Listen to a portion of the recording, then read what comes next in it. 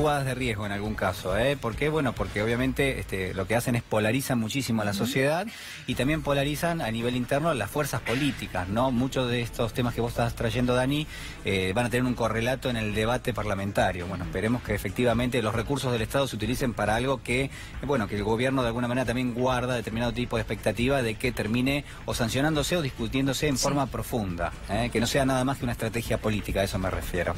A propósito de esto, el tema del día tiene que ver con arancelar lo que es la atención médica a extranjeros no residentes en nuestro país. Nosotros tenemos en línea telefónica a Andrés Gil Domínguez, es abogado constitucionalista, una persona que obviamente conoce mucho de estas cuestiones. Decíamos, esto está de alguna manera consignado en la Constitución Nacional, se lo vamos a preguntar a él. Gil Domínguez, ¿qué tal? Muy buenos días. Aquí Daniela Ballester y Julián Guarino los saludan. ¿Cómo están? Muy buenos días, ¿cómo están ustedes? Bueno, ¿qué nos puede decir de lo que es la intención del gobierno de arancelar lo que es tanto la educación como la salud de carácter público a aquellos extranjeros que sean en principio no residentes en nuestro país? Digo, ¿cuál es la visión que tiene alguien que, bueno, que conoce mucho de lo que es nuestra Constitución y lo que establece nuestra Constitución? Bueno, desde el punto de vista constitucional y desde el punto de vista de los tratados sobre derechos humanos, impedir el acceso al derecho a la salud de un extranjero no residente estaría colisionando con la protección que le da la Constitución de los tratados al derecho a la salud.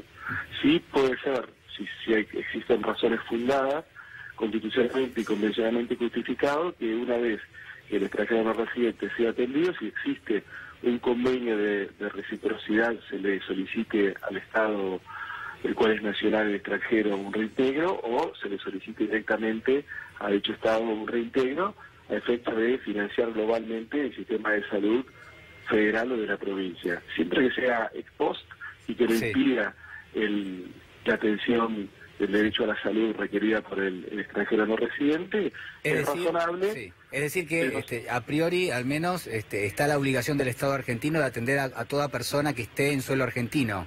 A toda persona que esté en suelo argentino que requiera un servicio de atención de salud, ya sea primaria o sea de mayor complejidad. Posteriormente, sí, el Estado argentino puede hacer reclamos en base a un convenio o tratado firmado o directamente hacer un reclamo de reembolso o de reintegro, con el objeto de mantener financiado el sistema de salud global, con la idea de garantizar el derecho a la salud en su fase colectiva. Pero cualquier medida que implique directa o indirectamente que no se va a atender a un extranjero no residente en el ámbito del sistema de salud pública, porque no hay convenio de reciprocidad o porque no abona previamente algún arancel, choca frontalmente con la Constitución y los tratados sobre derechos humanos. Gil Domínguez, en caso de que, porque ya sabemos hay un proyecto para ingresar en el Congreso de la Nación, ¿no? Comience a votarse de manera favorable. A ver, esto entraría en contradicción con lo que usted nos está contando y todos sabemos que prevé la Constitución Nacional. ¿Qué pasaría entonces si fuera votado de manera favorable en ambas cámaras?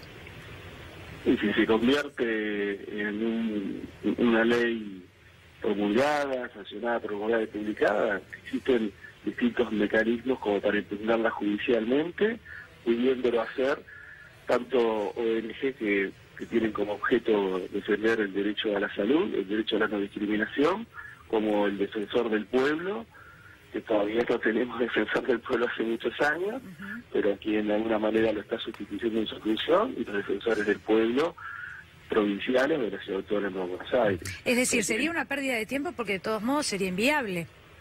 Sería inviable, estaría judicializado, nos dejaría a nosotros muy mal parados frente a la comunidad internacional y especialmente estaríamos incumpliendo el Pacto de Derechos Económicos, Sociales y Culturales, tanto en lo que es la protección del derecho a la salud como lo ha interpretado el Comité de Derechos Económicos, Sociales y Culturales, que los Estados deben garantizar el derecho a la salud.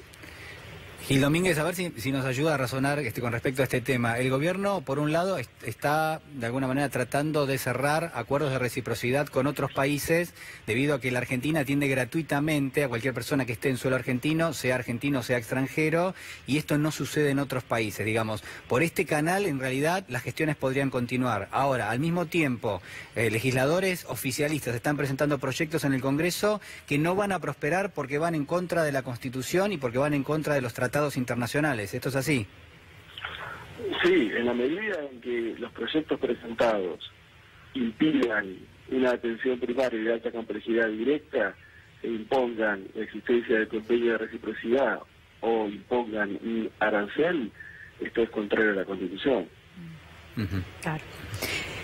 Bueno, queremos agradecerle. Pensaba en las palabras del Papa Francisco en varias oportunidades en los últimos años, los grandes desplazamientos de gente que hubo, bueno, por ejemplo, desde Siria, ¿no?, hacia otros lugares en Europa, y la situación que se da constantemente, si bien aquí en la República Argentina es diferente, pero bueno, qué importante o qué función importante cumplen las fronteras, ¿no?, de cada uno de los países en este caso.